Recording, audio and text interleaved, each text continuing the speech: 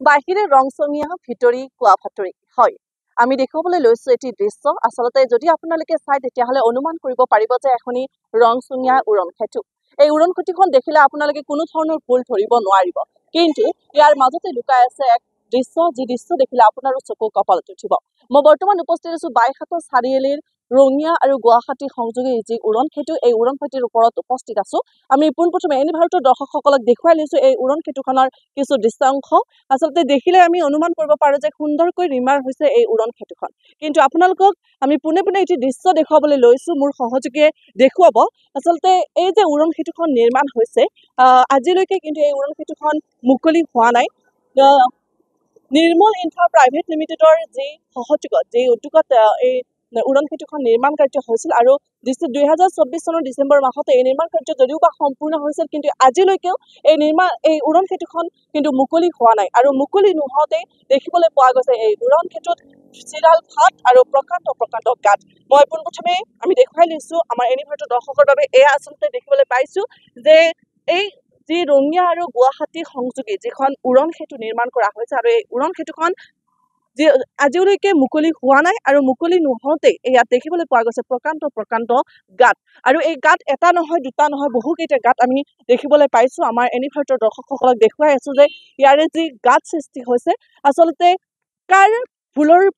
কাৰণে কাৰ ভুলত এই গাঁত সৃষ্টি হৈছে সেয়া এতিয়া প্ৰশ্ন হৈছে যদিও বা কোৱা হৈছিল যে এই উৰণ খেতুখন বিজ্ঞানসন্মতভাৱে নিৰ্মাণ কৰা হৈছিল কিন্তু কিমান দূৰ বিজ্ঞানসন্মতভাৱে নিৰ্মাণ কৰা হৈছিল সেয়া এতিয়া এক বৃহৎ প্ৰশ্ন আপোনালোকে দেখিলে অনুমান কৰিব পাৰিব যে এই যে গাঁত এই গাঁত সৃষ্টি হৈছে বিজ্ঞানসন্মতভাৱে নিৰ্মাণ হোৱা এখনি উৰণ খেতুত কেনেদৰে ইমান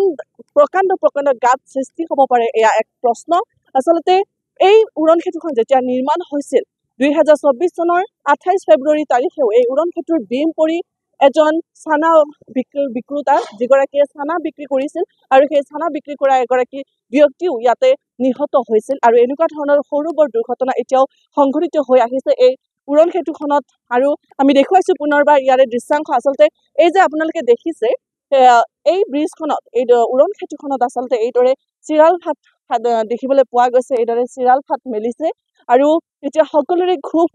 হৈছে সকলোৰে ক্ষোভ জন্মিছে যে এইখন উৰণ খেতু আচলতে নিৰ্মাণ কৰা হৈছিল যে বাইহাটা চাৰিআলিৰ যি যান জঁট এই যান জঁটৰ যি প্ৰভাৱ এই যান জঁটৰ পৰা কিছু ৰেহাই পাবৰ কাৰণে এই যান জঁটৰ পৰা কিছু ৰাইজে সকাহ পাবৰ উদ্দেশ্যে আচলতে এই উৰণ খেতুখন নিৰ্মাণ কৰা হৈছিল কিন্তু এতিয়া সকলোৰে মুখে মুখে এটাই প্ৰশ্ন যে ৰঙিয়া আৰু গুৱাহাটী সংযোগী যি উৰণ খেতু নিৰ্মাণ কৰা হৈছিল এই উৰণ খেতু এতিয়ালৈকে কিয় মুকলি হোৱা নাই এই প্ৰশ্ন এতিয়া